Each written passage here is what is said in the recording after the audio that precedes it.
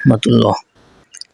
দর্শক, আমি ছাদে যে লাউ গাছের আটি থেকে চারা করেছিলাম, আলহামদুলিল্লাহ সবগুলোই খুব ভালো হইতেছিল। আমার যে বড় গাছটা যেটা সর্বপ্রথম লাগিয়েছিলাম, হঠাৎ করেই দেখলাম যে ওটার পাতা শুকিয়ে যাচ্ছে। নিচে আমি অনেকগুলো পানি দিয়েছিলাম, পানি দিলে তারপরও কাজ হচ্ছিল না। তো সর্বশেষ আমি যে জিনিসটা খেয়াল করলাম সেটা হচ্ছে আমার এই লাউ গাছটার গোড়ায়, অর্থাৎ আমি এই যে পুরানো টবটার ভিতরে লাগিয়েছিলাম, এই টবটায় আগে থেকেই মাটি ছিল। তো এই মাটিগুলো আমি আর বেরও করি নাই আর দেখিও নাই। ওটার উপর থেকেই আমি যে মাটি তৈরি করেছি ওই মাটিগুলো দিয়ে এরপরে উপর থেকে লাউয়ের আটি লাগিয়ে দিয়েছিলাম। ওখান থেকে চারা হয়েছে, চারা হয়ে বড় হইতেছিল। এখন মূলত যে সমস্যাটা হয়েছে সেটা হচ্ছে লাউ গাছ বড় হয়ে গিয়েছে, কিন্তু এর শিকড়গুলো টবের মধ্যে জায়গা হচ্ছিল না। অর্থাৎ আগে থেকে টবের মধ্যে যে মাটিগুলো ছিল ওই মাটিগুলো অনেক শক্ত ছিল, যে কারণে তার ভিতরে শিকড়গুলো যাইতে পারতেছিল না। এই সাইড দিয়ে যত সম্ভব কিছু শিকড় গজিয়েছিল, কিছু নিচে গিয়েছিল, আর ওগুলো উপরের দিকে আসছিল। তো ওই মাটিগুলো চাকা হয়ে থাকার কারণে ওই মাটিগুলোর ভেতরে যেমন লাউ গাছের শিকড়ও যাইতেছিল না, আরও থেকে কোনো পুষ্টিও পাইতেছিল না।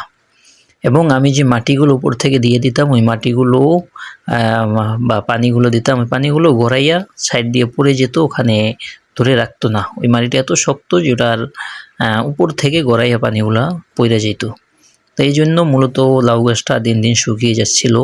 নতুন একটা লাউয়ের করা হয়েছিল, সেটাও আমি আশাবাদী ছিলাম যে বড় হবে, কিন্তু বড় হয়েছিল না, সব পড়ে গিয়েছিল, কারণ গাছ পরিপূর্ণ খাবার পুষ্টিগুণ পাচ্ছিল না। তো এরপরে আমি কি করলাম, আমি টবের কাছে আসলাম, আসে লাউয়ের গোড়াটা সুন্দর করে কেটে মাটিগুলো বের করে দিলাম। এরপরে আমি টবের গোড়াটা বাহিরে রাখিয়া টবের মধ্যে যে শক্ত মাটিগুলো ছিল এগুলো আস্তে আস্তে আমি বের করলাম। এই যে দেখেন, অনেক কষ্ট হচ্ছিল বের করতে। এরপরে আমি আমার তৈরি করা যে মাটি ছিল টবের ভিতরে ওগুলো দিয়ে দিলাম সুন্দর করে। তো আমার কাছে যে তৈরি করা মাটিগুলো ছিল ওগুলো খুব কম ছিল, সব দিলে কাজ হইতো না।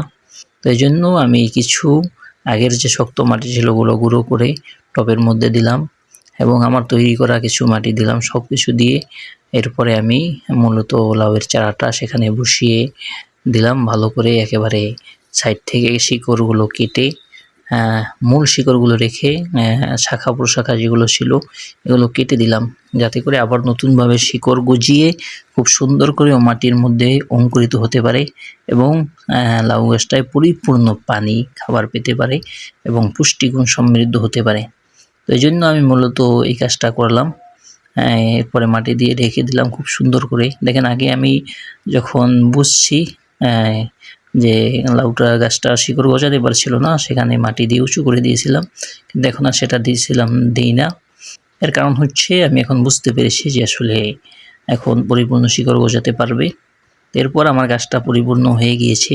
আমি টবটা টবের জায়গায় রেখে দিলাম, মাটিগুলো গুছিয়ে রাখলাম।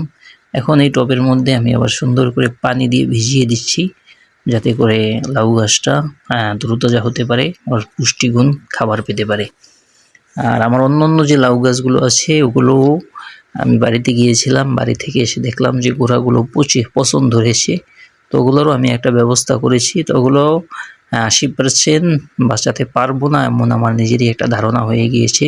তারপরও আমি আমার চেষ্টা চালু রেখেছি। আপনারা দোয়া করবেন ওগুলো যেন বাঁচে, কারণ ওগুলো এই গাছটার যে আরও তরুতাজা আছে, শাখা প্রশাখা গজিয়েছে, ওগুলো ফলন ধরার সময় এসে পড়েছে। কিন্তু এই সময় একটা দুঃখজনক কাহিনী, ওই গাছগুলো যদি না বাঁচে তাহলে আমার এই ছাদে লাউ গাছ লাগানোর যে একটা ফলাফল সেটা পরিপূর্ণই বৃথা চলে যাবে।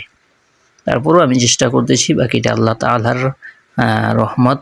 আল্লাহ তাআলা যদি চায় তাহলে ইনশাল্লাহ এর ফলাফল আমি পরিপূর্ণ পাবো।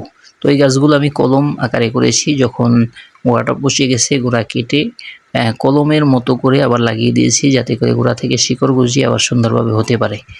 তো দর্শক, সম্পর্কে আপনাদেরকে পরবর্তীতে দেখাবো।